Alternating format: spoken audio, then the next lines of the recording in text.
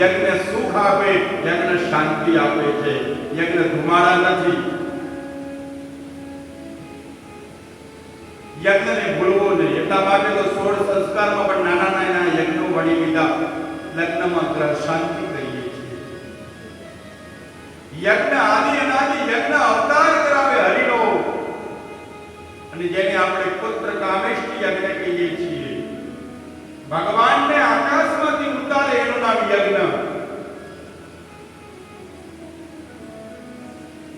યજ્ઞ આપણા જીવનમાં સમર્પણ વડે સુમતિ લાવી દે. યજ્ઞ આપણા સંકલ્પો પરિપૂર્ણ કરે. એટલે વેદોએ કહેવું પડ્યું, તન્મે મનઃ શિવ સંકલ્પમસ્તુ. તારા સંકલ્પો પૂરા કરવા હોય તો તું યજ્ઞ કરતો થા, તું સ્વાહા કરતો થા. યજ્ઞનો મહિમા શું કહી શકું હું? યજ્ઞ જ નારાયણ છે. યજ્ઞને નારાયણ કહેવામાં આવ્યો.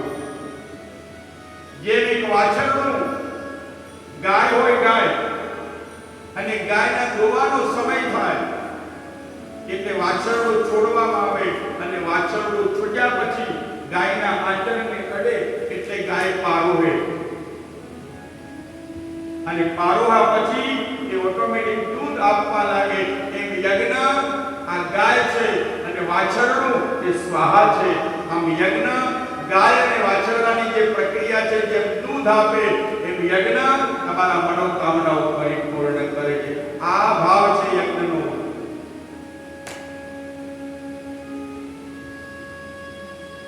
સંસ્કૃતિ સમજ્યા વગર આપણે યજ્ઞને નથી માનતા. આ બધું મહારાજે પોતાના માટે ઊભું કર્યું નહીં.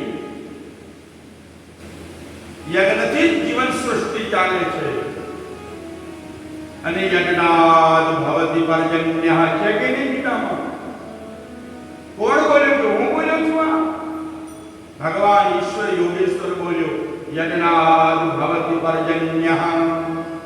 યજ્ઞ જ વરસાદ થવાની ક્રિયા કરે છે. અને પર્જન્ય એટલે વરસાદ, અન્ન આવે છે, અને અન્ન આપણું પોષણ કરે છે. યજ્ઞ એક સંસ્કૃતિ છે. યજ્ઞ આપણી આર્ય સંસ્કૃતિની સભ્યતા છે સાહેબ.